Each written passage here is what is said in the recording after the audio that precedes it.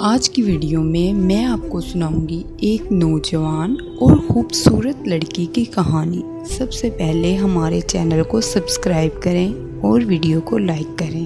شکریہ۔ صفی اللہ ایک نوجوان تھا، ماں باپ اس کے مر چکے تھے، کوئی لڑکا بھی نہیں تھا، صرف وہ تھا اور اس کی خوبصورت ستارہ بیوی۔ وہ بہت سلیقہ شعار اور باشعور عورت تھی۔ اس کو اپنی بیوی سے بہت محبت تھی اور ضرورت سے زیادہ الفت تھی۔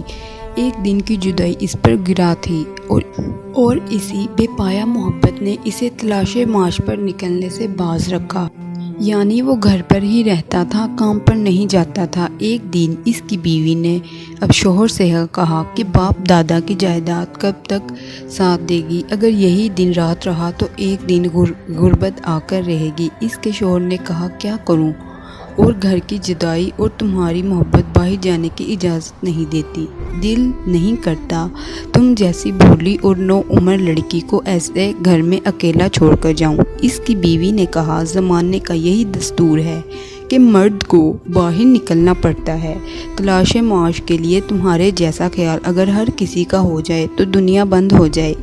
کسی صورت جوان کا گھر چھوڑنے کو دل نہیں چاہ رہا تھا، لیکن بیوی کی عاقلانہ گفتگو پوری طرح اس کی طرف اتر چکی تھی، تو آخر کار گھر سے روانہ ہو گیا کسی دوسرے شہر۔ تلاش معاش کے سلسلے میں اس کے دوست نے اسے اسٹیشن چھوڑا، پھر نہیں معلوم کہاں گیا اور کیسے گیا۔ پورا 1 سال ستارہ شوہر کی جدائی میں چلتی رہی۔ پورا 1 سال اس نے نہایت ہی صبر و تحمل سے گزارا، لیکن آخر کب تک؟ عورت جوان تھی۔ ایک روز نماز عشاء پڑھ کر سوئی تھی کہ حضرت ابلیس اپنے قاعدے کے مطابق آئے اور بیچاری ستارہ کو طرح طرح سے بہکانا شروع کیا۔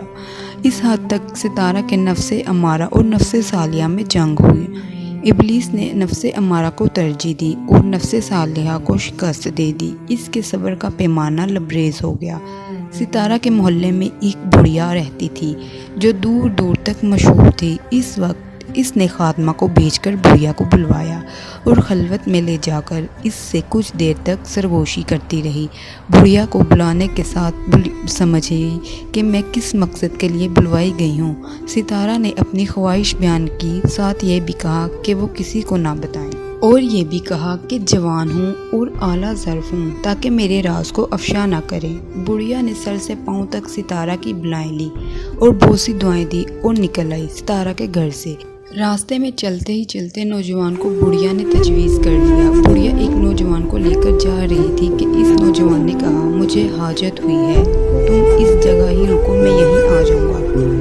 بڑھیا وہیں رکی اور جوان طہارت سے جب فارغ ہوا تو جب واپس چلا تو ایک ٹھوکر لگنے پر زمین پر گر پڑا۔ ٹھوکر سمیت مٹی کا لوٹا تھا جو زمین پر گر پڑا تو اس کا لوٹا ٹوٹ گیا۔ بڑھیا نے دیکھا کہ نوجوان رو رہا ہے تو پوچھنے پر کہنے لگا کہ بڑھیا میں اس نقصان پر نہیں رو رہا۔